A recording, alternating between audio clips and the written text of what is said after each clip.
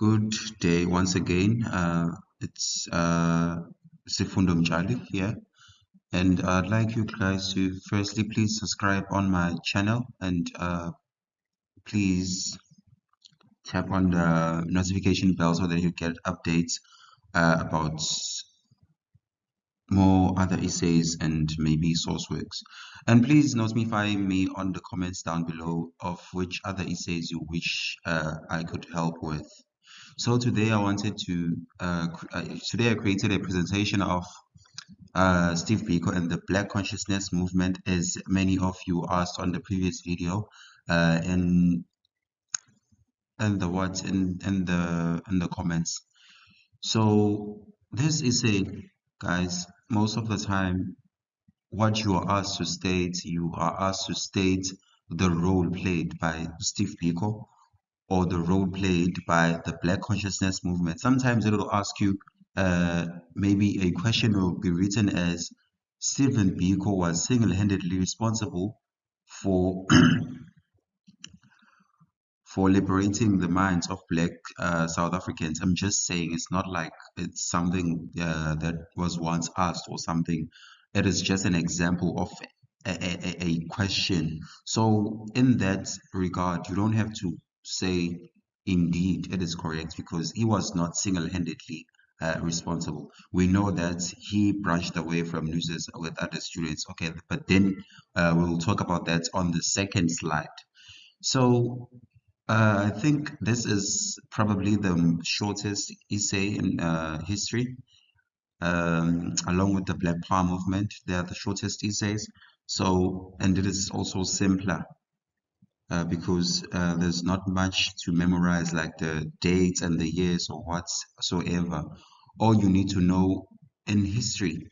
I need to tell you this, guys. In history, for you to be able to pass history, you need to know history. You need to be able to tell a story uh, in the context of what is being asked from you. So in that manner, I'm telling you that you have to know the story, but not just know the story. You should be able to tell the story in all different angles. Maybe you are asked about the roads. The question started. To what extent you should know how to play with English words, you should know how to play with vocabulary. You don't have to repeat the same word again and again and again. A major role, and on the second paragraph, played a major role. You should play with words, a pivotal role, a gigantic role, a major role, a huge role, many other English words you can use there. You don't have to use the very same word because history also encourages what is this called? Creativity. You need to be creative.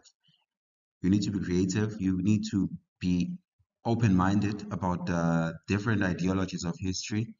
And yes, I think that's all about it. So let us jump into the first paragraph or the first slide. Guys, I'm not telling you that you must write the essay correctly, just like I have written mine. No, but this is some sort of a summary I created for you guys because I know that even in as much as history is simple and easy, but some other learners are struggling with history. So I wanted to create a short summary on these essays. So on the first paragraph, we need to look at the nature and aims of the BCM. So in this paragraph, what you need to do, you need to state the aims of the BCM, what the BCM was formed for. But before you go to the aims, you need to narrate to us what is the BCM. So the BCM is the Black Consciousness Movement. It is derived from Black consciousness, which began to be defined as an attitude of a mind or way of life of Black people who believed in their potential value as Black peoples and saw the need for Black people to work together for a holistic liberation. So I did not write this definition myself. I checked on Google. So if you Google Black consciousness, this is a definition that will pop up and it summarizes it all because Firstly, you need to look at the words. You need to play with the words black consciousness, and then consciousness. It is the reawakening. So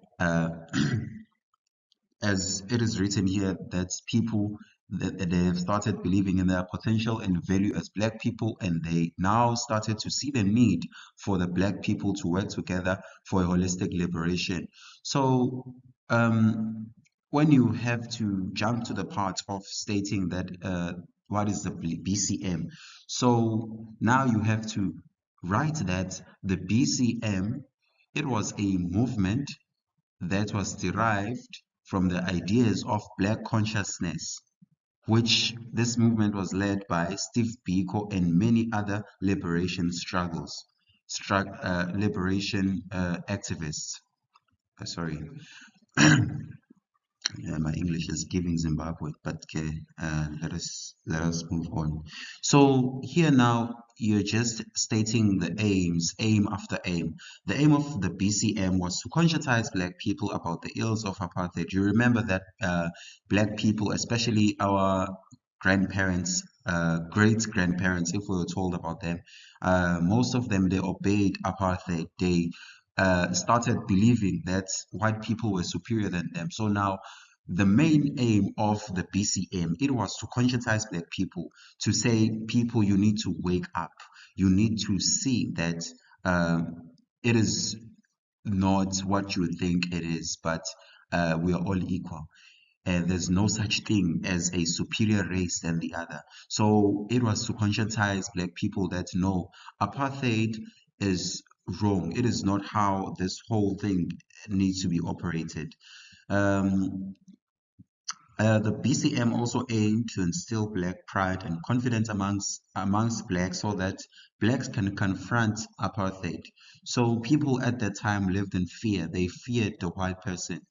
They feared the white government. So now the BCM wanted to instill Black pride. They needed to be proud of being Black. They had to be confident about being Black. They had to be confident in order to confront apartheid. The BCM also encouraged self-reliance amongst Blacks so that Blacks will stop relying on whites for their emancipation and liberation. So even though it still takes place now, we are mostly dependent on white people, like most of our parents, including my mother, most of our parents are still dependent on white people for income. Uh, to maintain lifestyles and to maintain their families. So it was like that. Black people had always relied on white people for income. They had relied on white people. Some of other black people, of which is interesting. Some other black people even relied on whites because they thought maybe some white people would liberate the black people. So the BCM wanted to end that reliance, but wanted the black people to be self-reliant. They wanted the black people to rely on themselves. Um, the BCM further encouraged both psychological and physical liberation. There were many black people who were imprisoned, many people who were sent to exile. That is physical liberation. They wanted to physically liberate black people from prisons, of which they were imprisoned for reasons that were unknown, for silly reasons. And then psychological liberation, as I've stated earlier, that black people needed to realize within their minds that there is no such thing as a superior race. They needed to know that a white person is not superior just because of their skin color. So blacks were motivated to take pride in their African heritage, as I've stated before, that they had to be proud of being black, just like the values that were instilled by Stokely Carmichael in the Black Power movement. The BCM also stressed to black Africans to be united and solid against apartheid. Black unity and solidarity. Black consciousness also included Indians and coloreds in their definition of being black. So in that regard, it just included Indians and coloreds uh, as equals because they were almost treated equals, even though maybe some others received a fair treatment than the other, but uh, they they were treated almost equally. So let us move on to the second slide, or the second paragraph. So now we will talk about the role of Steve Biko in the formation of the South African Students Organization. So now as I've said earlier, that every time you write a history essay, a history paragraph, you need to introduce your paragraph using the line of argument. So this essay is an example of a state the roles, the role played by Steve Biko.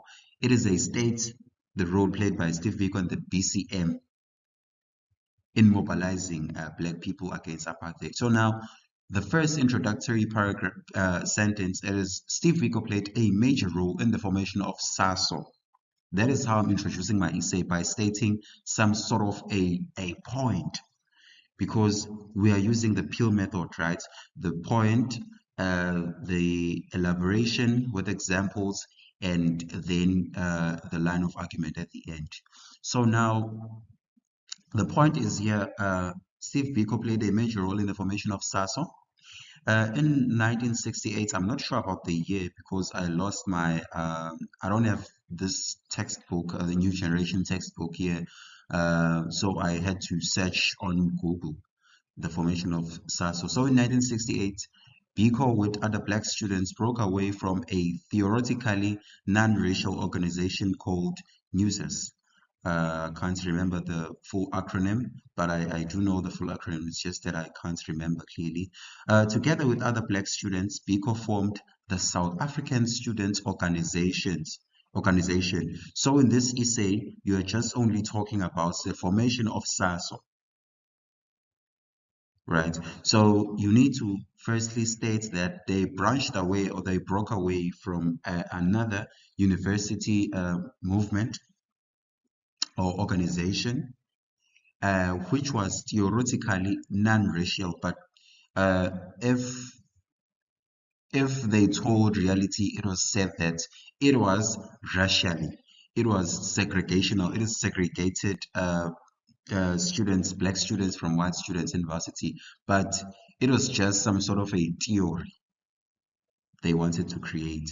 So the aim of SASO, now you're stating the aim, just as you have stated the aims of the BCM in the previous paragraph. So now you're stating the aim of SASO. The main aim of SASO was to represent the interests of Black students, as SASO was a Blacks only student. No other white person was allowed to be in this students movement. So it was to represent the interest of the Black students and to spread BC ideas.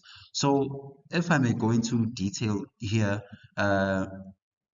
or if you check on your new generation textbook, you'll find that there are many things that the SASO, yes, the SASO did, like producing. I'm not sure if I'm putting it clear.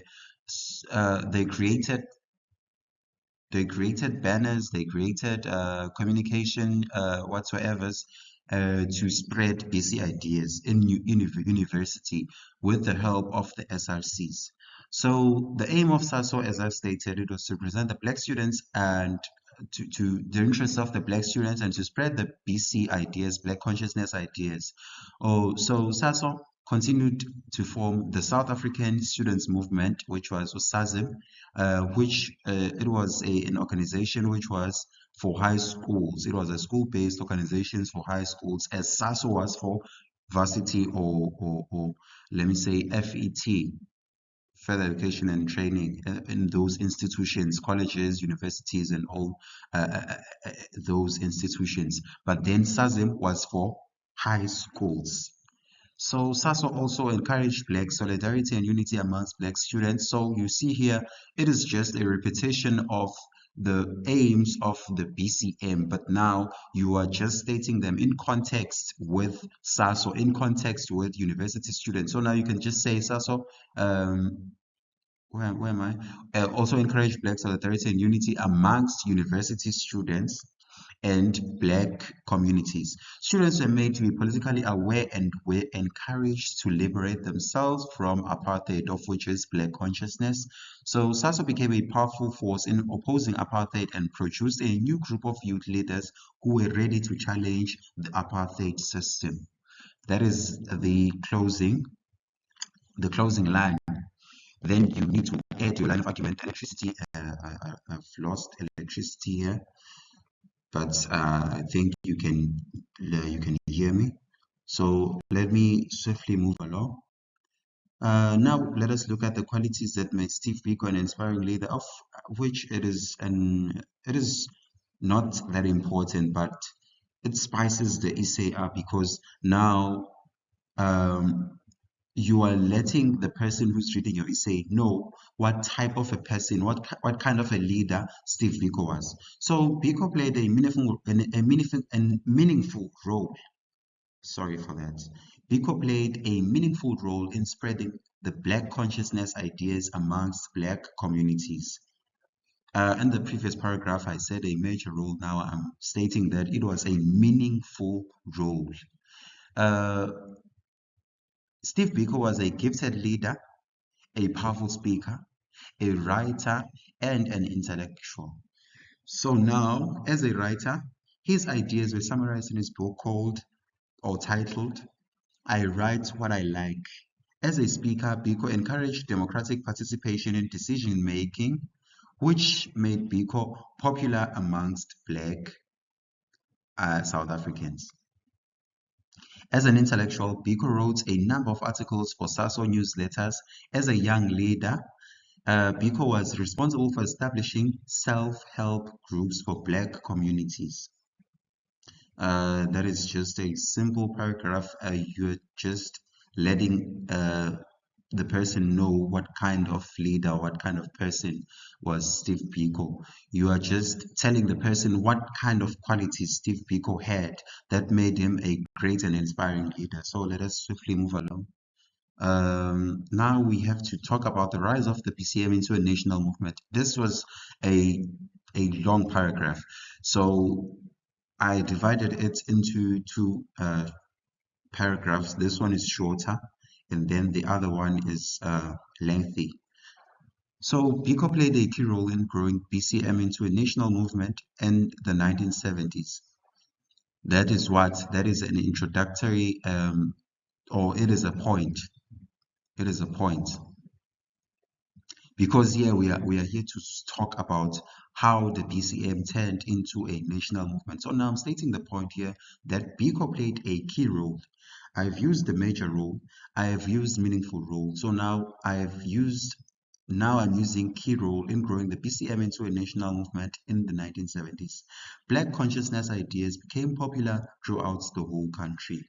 Black unity and solidarity were actively encouraged by the BCM through the use of the flyers that I earlier mentioned, which were produced by the SRC, the University SRC, which was assisting SASO. The BCM believed that foreign investment, very important, that foreign investment supported apartheid and they supported disinvestment campaigns because now as South Africa was a colony, the colonizers supported apartheid, but then other parts of the world uh, were not in support of apartheid because many other countries were liberated against colonialism. Yes, against colonialism because many countries we were colonized during those times, and many countries fought colonization. I don't know what they call their different governments which oppressed Black people, which oppressed native people of those countries, but those governments, they fought those governments, they overthrew those governments, and they took power. They earlier got into democracy, those countries. So those countries did not support apartheid. So now what was done by the BCM movement, the Black Consciousness movement, started supporting the disinvestment campaigns. They wanted other countries to who started campaigns that were to disinvest from South Africa. They supported those countries and encouraged those countries to continue disinvesting in South Africa, of which uh, caused a negative impact on the economy of the country. And then we all know what that leads to. It leads to uh, ongoing pressure on the government that the government has to introduce some reforms. Moving swiftly along, it is the same thing, but now we are moving on to the much more better stuff, the important stuff. This was also important, but now this is much more important, and it is based on the subtopic. The BCM continued to spread BC ideas across the country. By 1970, there were a number of Black organizations which supported the Black consciousness movement. SASO then formed the Black People's Convention in 1972. So this Black People's Convention, the BPC, it was an organization that served as an umbrella body uh, to coordinate and manage all BCM activities. The BBC was for adults. I think the BBC was for adults and many other people in the country, whereas SASO was only for university students, whereas SAZIM was for high school learners. So the BBC was for the communities, the elderly people who were not part of SASO and SAZIM. Excuse me for that. The BPC formed a number of self-help projects. The main aim of the BPC was to liberate blacks from psychological and physical oppression, of which is a role, of which is the aim of the BCM. So the BPC formed a number of self-help projects, such as the Zanempilo Community Health Clinic in King Williamstown. So now this is how self-reliance has started now. These black people who were influenced by the BCM have now started forming their own self-help projects.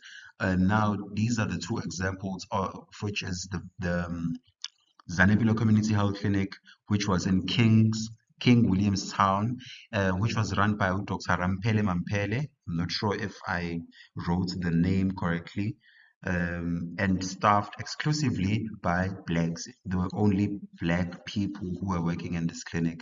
Another self-help project was the Umhloti Black Theatre, which was established in Alexandra Township in Johannesburg, 1971. The Umhloti Black Theatre provided a platform for black artists to reflect black history and experience. So it was giving a voice to black artists to reflect on the history of this country, as much as painful as it was, but they were given this platform to to display that history. So now the BBC instilled political awareness and sense of hope amongst Black South Africans. That is an achievement of the BBC. Let us move swiftly along. I don't want this video to be too long, and also because it is just a short summary. It's not like I'm teaching. I'm just explaining this summary and what is behind the summary and what is left out of the summary. The reawakening of the labor movement in South Africa. So now we have to talk about the reawakening of the labor movement in South Africa. So as we all know that during those times, trade unionism amongst blacks was illegal. They were not allowed to have trade unions. So Biko and the BCM mobilized and revived the labor movement in South Africa at a time where trade unionism amongst blacks was illegal. In 1972, the Black Allied Workers Union was formed by the BPC. And again, whites were not allowed in this trade union. So the Black Allied Workers Union organized a number of strikes by the early 1970s, for example, strikes began at the Coronation Brick and Tile Plant. I'm not sure if that place even exists, but my principal, maybe some of you will know her. I'm not sure if she still teaches at Ukozini FM. She During 2021, she was the person who taught history at on Ukozini FM, and she said that the place was called Kwamagenga. I'm not sure if you are familiar with that place here in Durban, but it was a place that existed in the old times back then. So uh, these strikes began in Durban and Pinetown, where 2,000 workers went on strike in demand of higher wages and better working conditions in 1973. Strikes later spread to other parts of Durban and East Rand in Johannesburg. The renewed strike action was very significant as it united workers against apartheid. So now it was significant because now workers had a voice. Workers were now able to unite and they were able to defy apartheid. They were able to defy the system of government that took place at that time. So where am I? In economy. So these strikes affected the South African economy as they should, and which puts pressure on the apartheid government to create some changes to reconsider some of the policies of labor.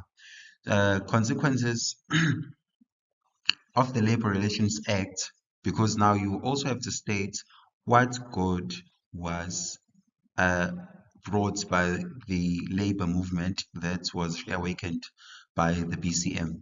So the Labor Relations Act of 1979 was passed, which gave blacks the right to form registered trade unions and to organize strikes.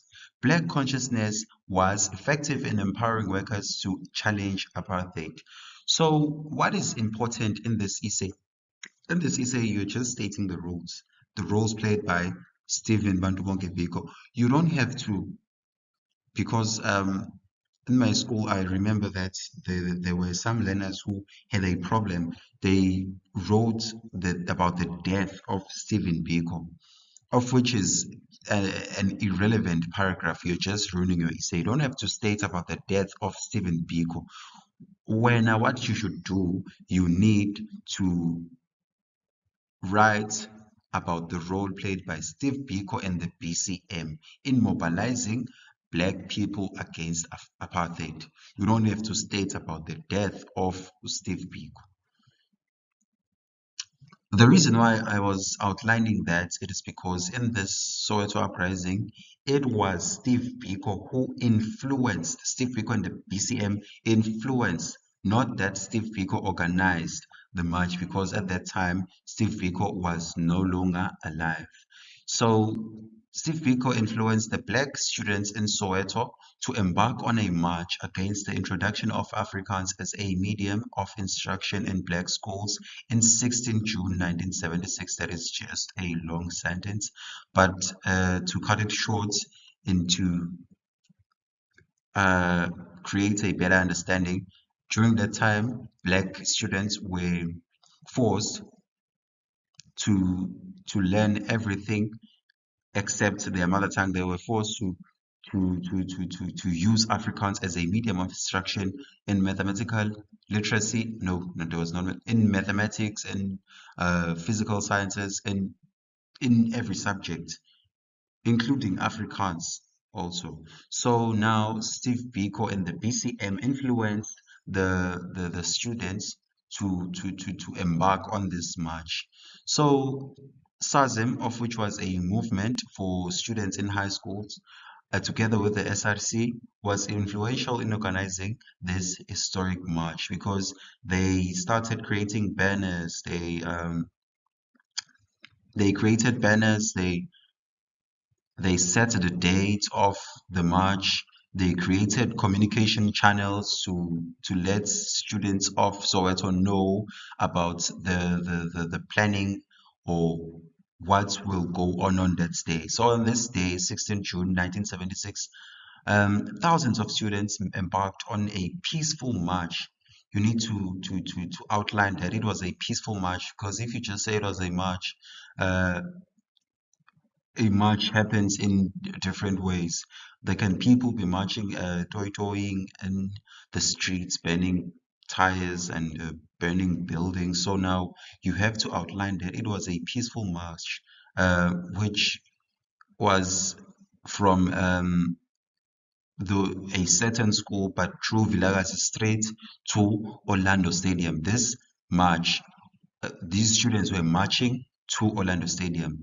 Then, on this peaceful march, the police responded violently and brutally by releasing dogs, using tear gas, and eventually shooting on the unarmed peaceful protesters. Hector Peterson and Hastings Lovu, as we all know, were the first students who were shot and killed in this march. The death of these students angered the marchers, and as a result, the march was extended from being a Soweto march into a national march. In as much as it was not a march of the nation, but it was it took place now in the whole nation in different parts of the country.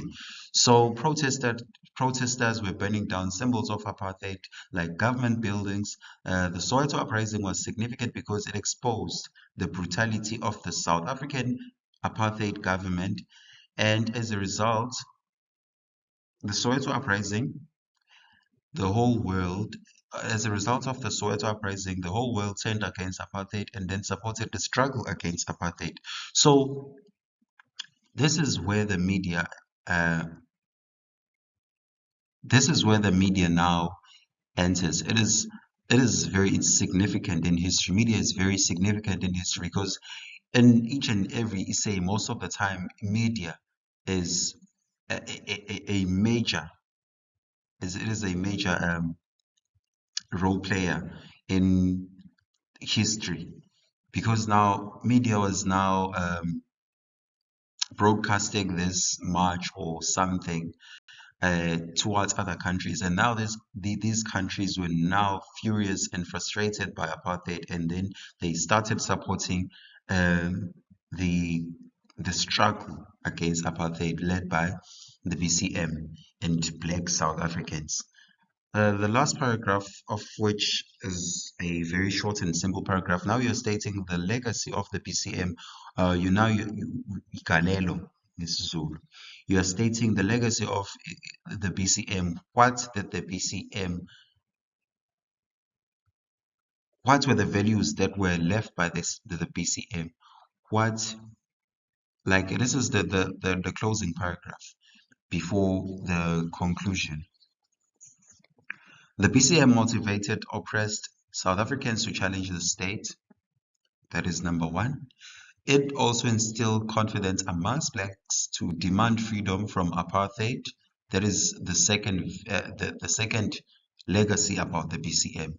The BCM political activists formed AZAPO, of which, um, yes, AZAPO.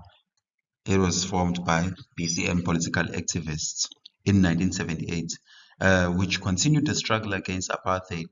So BC ideas instilled values of respect and self-determination towards blacks. Black pride and confidence were instrumental in fighting against apartheid. The legacy of Steve Biko inspired the formation of the Steve Biko Foundation in 1998. So now, as I created that dotted line there, you need to add maybe something that you also know. And if you see that maybe somewhere I went wrong, please also seek to your teacher, seek from your teacher the correct manner. Yes, because I may not be right in some other places, and times change. I did this essay back in 2021 while I was doing matric, and I don't know, maybe some paragraphs were removed and maybe others were added. I'm not sure. But please be sure to subscribe onto my YouTube channel and let me know in the notifications below which other essays or source work you wish I could help with. Maybe if someone wants to, maybe especially those learners who are in Durban, because right now I'm residing in Durban, address, and I have time. If maybe you need to see me and you need assistance with something, I can help with that, especially during these times because we're doing online classes. So most of the time I'm available at rest. So yes, if you feel that you need